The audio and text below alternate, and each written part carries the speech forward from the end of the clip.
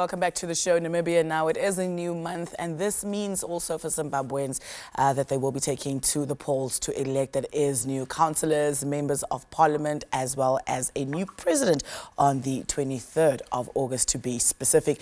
Now, a number of candidates are contesting in the upcoming elections, including incumbent, that is President Emmerson Mnangagwa, that is from the governing Zanu-PF party, opposition leader Nelson Chamisa from the Citizens Coalition for Change, as well as Saviour Kasukuwere, a former cabinet minister who has been living in exile for the past 18 months, and not forgetting Elisabeth Valerio, who's the only female candidate amongst others. Now, for the latest developments, as the country is merely about 3 weeks away from going to the polls, is political analyst Dr. Mangani. A very good morning, Doctor. How are you doing? Good morning, thank you. And how are you? I'm good, thank you so much. I'm so happy to know that you are also wide awake with us this time. Yes. Could you please speak a bit louder? I'm really struggling to hear you. Is it? Okay, so are you able to hear me now? It's very, very faint. Is it? All right, Doctor, let's see. Let's start off with maybe perhaps you telling our viewers this morning what the latest developments are around, that is, the presidential elections, which we said is merely about 3 weeks away. Okay. There are three scenarios to the presidential election in Zimbabwe. The first has been captured by Zimbabwean academic and expert Professor Ivo Mandaza, who conceptualizes the situation in Zimbabwe as a state that is surviving on the strength of a military security machinery. And I think in this discussion, Prof. Mandaza is of the view that there is a military enclave, which is a coalition between civilian leadership and the military establishment in Zimbabwe, in which the military is ruling but not governing. Then, of course, there is the assertion by Professor Adam Tambara, who conceptualizes what is happening, especially in the run-up to the presidential election, as the same old story that is characterized by free and unfair elections, voters' roll manipulation, and which is unavailable, opposition that is not free to campaign. Political leaders have been incarcerated. The opposition leaders like Job Scala and Jacob Ngarezene. And of course, there have been concerns around traditional media reportage of the opposition political activities. But also a third scenario has been captured by former cabinet minister Saviour Kasukuwere in his political manifesto, in which, in his preamble, because I had a chance to go through the manifesto, he talks about a gross interpretation of the developmental state philosophy, which is now characterized by party-state inflation. And I think in his submission, he speaks about how the state has been used by the current dispensation as a matter of power retention, the avenues for cultivating elite interests. So as we go towards the elections in Zimbabwe, it is very important for us to keep these scenarios in mind, because they are very instructive in terms of unpacking some of the issues that are currently happening in Zimbabwe. Certainly. Doctor, I think if there's one very important component to almost every election is the Electoral Commission. What is your take in the manner in which the Electoral Commission has been handling everything? Have you yourself any concerns thus far? I think from the three scenarios that I have presented, what one gets is a sense that there is a breakdown in the confidence between citizens and Chapter 9 institutions in which the ZEC falls under. So generally, there is a lack of trust and confidence in the electoral body. I mean, recently in the morning, I was on Twitter looking at some of the allegations that have been raised by by a group called Pacheli, in which Pacheli describes how fake IDs have been appearing on the voters' roll. So I think this is a matter of concern as well. But also there have been, within the public domain, of course, issues around that as an extension of vested political interest. There have been issues around the voters' roll, as I have indicated, the delimitation report, and its composition that is seemingly political. So one would then obviously raise this concern as to whether that can be very impartial as we approach the elections. Indeed. So, Doctor, let's also touch on the current status quo when we talk, freedom of expression, assembly, peaceful assembly, association, and all of that. How is this likely to affect the upcoming elections? In the absence of concrete evidence, I think it's... The government has been trying to cover the opposition election activities. I've seen from time to time the Secretary for Information, Mr. Mangani, covering that. So I think that is a step in the positive direction. But generally, I think Zimbabweans are still yet to see evidence that the political climate has improved in such a way that there can be different views of expression. I mean, just recently, I think last month, the government enacted the Patriotic Bill, which criminalizes and incarcerates anyone who speaks against the government.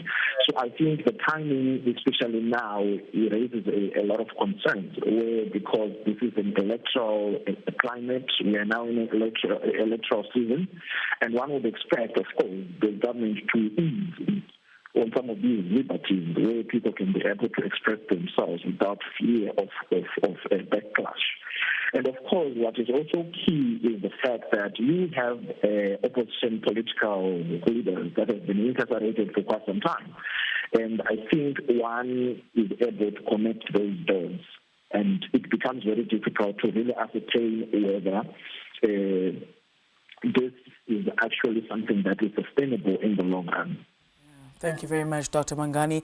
At the same breath, in the same vein, do help us understand the desired outcomes of the elections for Zimbabweans still residing in the country as well as those outside of the country. Look, for both Zimbabweans in and outside the country, I think it is our electoral, it's a human right that one has to participate in an election that produces the results. So I think the general feeling across Zimbabweans is that these elections should translate into victory and also put in office somebody who is best positioned to steer around the country, to resuscitate the economy, and also to look at the much-needed issues that need urgent attention in terms of having Zimbabwe to move forward. But there has been a general sense of apathy amongst Zimbabweans, and I think when one looks at that, in terms of engaging with Zimbabweans, there is that feeling that elections at this point are not necessarily positioned to turn around the fortunes. It's almost like a political cul-de-sac where we are going around in circles. We've been here, like what Mutambara says, it's the same old story. So when it is the same old story, it is same characters and same script. So I think it is from that context where you find citizens coming from, and also, of course, expressing their opinions and lack of confidence that the election can be able to produce desired outcomes. But however, with that said, I think it is our fundamental right as citizens. We need to exercise that right every 5 years to ensure that we get it right. Eventually, I think we will get it right. Right. Now, all contesting political parties must have had launched their manifestos already, as we said, and you briefly touched on one of those manifestos earlier. What are some of the other promises that came out there, and what has the public's reaction to these manifestos been? Okay. It is quite interesting that Zanu-PF response to the manifesto was that they don't have one. Their manifesto is there for the people to see in terms of their electoral promises of 2018 and how they've been able to deliver. So they don't have a manifesto. And I'm also waiting to see other political parties also coming in. They are presenting their manifestos. But one manifesto that was very, very key and caught my attention by far, I think it was the most intriguing, was the People's Manifesto by Saviour Kasukuwere, underpinned by what he terms as the 5 R's, that is basically renew, reconcile, reform, revive, and rebuild Zimbabwe. I think when one goes through the manifesto, you get a sense that he captures the national question in Zimbabwe and what is to be done. But of course, because it is the one that is available, there are some outstanding issues that I think one will take home, such as the foreign policy with the diaspora component and the independent and rural economy. I think this is the first time where we have a candidate speaking to some of the key issues that have been outstanding for quite some time. Also, his take on the Gukurahundi issue, as you would know, it has been outstanding for quite some time. It has become a source of political mobilization. It has become a source of structuring the social contract within the state. And also, I think the idea around the rehabilitation and the reintegration of war veterans, it is very, very key, especially in post-independent Zimbabwe, where his pledge to the people is to be able to reintegrate even those post-independent war veterans who became much involved in state-sanctioned military operations in Mozambique, in Angola, and the Democratic Republic of Congo. So I think for me as an academic, this was very, very key because his manifesto was able to capture some of the gaps that we find in our public discourse in Zimbabwe. Dr. Mangani, thank you so much for that. Now, come the 23rd of August, what are your hopes personally? What are your hopes?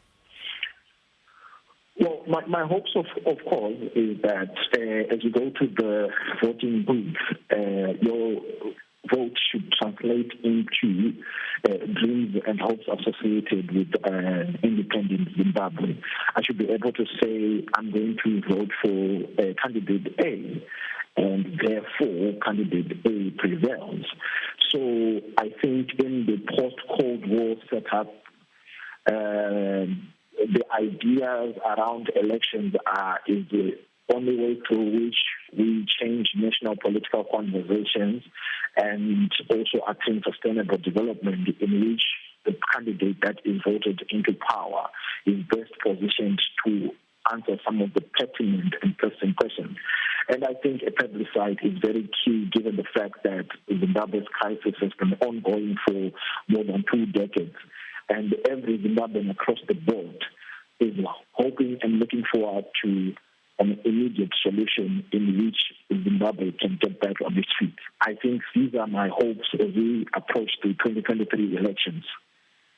You know, staying with things as they are, Doctor, if you could personally measure, that is the Mnangagwa administration for the last 5 years to where we are now, what are some of the pointers that you would highlight or take out today? I think he comes in as a president at a time when the crisis in Zimbabwe, particularly in Zanu-PF, became very much evident owing to issues around succession of President Mugabe. And also, of course, he takes over an economy that is not doing quite so well. And I think in terms of infrastructure, he has been able to implement some of the policies that the First Republic that he was under was able to, that they had undertaken. So I think the idea that he has been able to fulfill and complete these projects is a takeaway on his leadership. But of course, unfortunately, there are so many issues surrounding his leadership, which would involve issues, questions around political legitimacy, questions around tribalism, of course, because there are some concerns within the public domain that it could have done much better.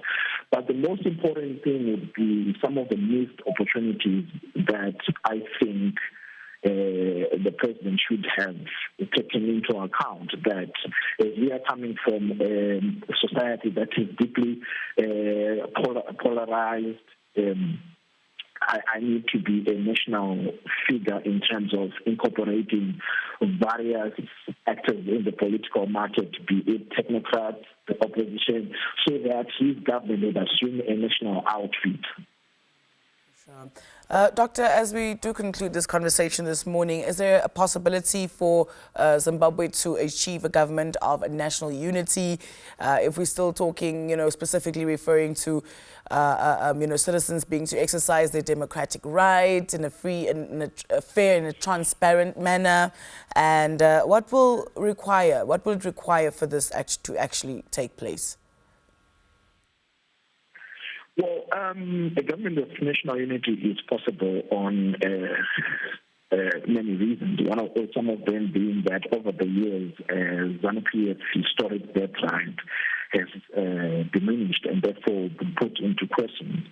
Of course, the other argument will be because from a generational political viewpoint, new players and ideas have come to the fore to challenge Zanu's hegemony. So you find Zimbabwe is in a situation where it is ideas have been contested between the Zanu-PF on the one hand, the opposition on the other. And I think even within Zanu-PF, the ideas have also been contested regarding that in terms of generational politics. And I think based on that, I don't foresee an outright win, any party garnering 50 plus, the 50 plus one required to avoid the runoff. So, and therefore, based on that, I think a GNU is also possible. But also, I think what is very key is how Saviour Kasukuwere was coming in. I was following his campaign for quite some time, and this was a person who was coming in on an independent candidate ticket, who is coming in, I think, with the idea that we need to do away with the party-based politics, but to promote reform coalitions in which it becomes a big tent approach that incorporates everybody, whether you're a technocrat, academic, politicians, farmer, you name it. That was his message. So for me, it was key because it was national. And I think there was an overwhelming response from the political market in which he was able to re-juvenilize and re-empower, even though that previously had experienced voter apathy. But with that said, I think the most important thing is that a GNU should be premised on a free and fair election in which the winner should have the wisdom to reach out to the leader and create a hybrid system.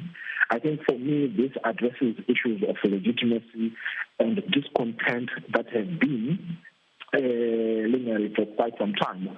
Ideological and political context is very key in forming a GNU. As I said previously, that there are inter-party protagonism, inter-party protagonism as well, the socio-economic crisis. So I think this is the basis upon which this reform coalition should take off. For sure.